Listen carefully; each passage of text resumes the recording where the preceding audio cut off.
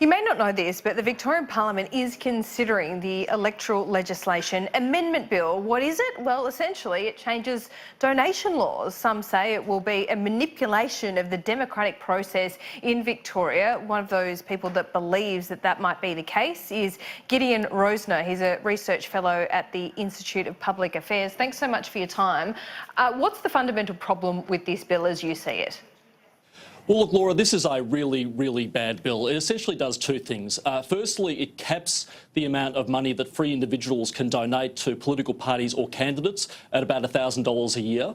And then to compensate political parties for that cash they've missed out on from voluntary contributions, the bill will massively ramp up the amount of money that the Victorian taxpayer gives to political parties to the tune of about $55 million over the four-year election cycle. But to go back to the fundamental problem with the bill, it is a big attack on free speech.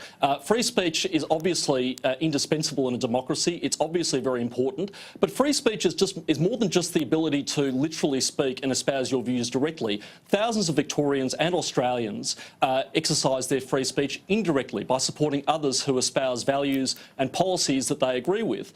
Sometimes that's handing out how-to-vote cards, sometimes that's door-knocking, and sometimes that is giving financial contribution to political parties and candidates to help them get their message out and hopefully get them elected. To limit that is it's especially on a figure as low as $1,000 a year, is a massive, massive hindrance on the ability of ordinary Victorians to participate in democracy. It is a very, very retrograde step. Don't these suggestions somewhat overlap with what the federal government is trying to do with their reforms? Well, the federal government bill is slightly different, but bad for other reasons. The main problem with the federal government bill is that it limits the extent to which all sorts of organisations can voluntarily accept contributions by defining, creating a new category of political campaigners, which can include everything from charities, service clubs, Rotary organisations, religious groups and so on. Any organisation that seeks to comment on public policy issues is potentially going to be regulated under the federal bill that's currently before the Senate and which was subject to a committee report not so long ago.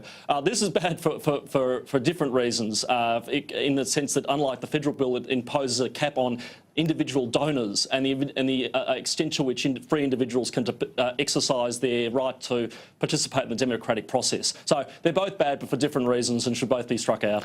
Essentially, this funding model in Victoria, if it did get support, and I'll ask you whether that's likely in a moment, would it entrench the major parties? Would it severely disadvantage the minor parties? Well, look, it would, because the money is paid per vote. So under this, the amount of money that's given to parties to reimburse them for campaign expenses. So under this bill, the amount of money received on 2014 election figures by the coalition would be about $22 million. The Labor Party would receive about $19 million, and the Greens would receive about $6.5 million. The amount of money that would flow to the minor parties is relatively low compared to that. However, the Andrews government has sort of upped the ante and put in a few sweeteners for the minor parties as well, including a yearly payment of $250,000 for every minor party that manages to get themselves elected into the Victorian Parliament, and $40,000 a year for every MP thereafter. So they are catching up. There is more money to be spent on the minor parties, but overwhelmingly it would advantage the two major parties and entrench the Coles and Woolies nature of Australian politics. Is this a further step towards the US path? Is it still the case in the United States where you can either, take public funds and put towards your campaign or shirk those and then just rely on individual donations? Do you think that is a good idea, or is this a step towards that and you don't think it's a good idea?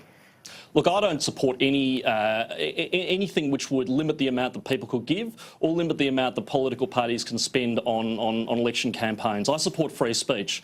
Any sort of expenditure cap or funding cap, it limits the ability of political parties to get their message out, and I don't think that's a very good thing. I think that the parties should be, to the maximum extent they can, free to disseminate as much information as possible to make sure that people are informed. Both models have their vulnerabilities, don't there? And they are vulnerable to being exploited.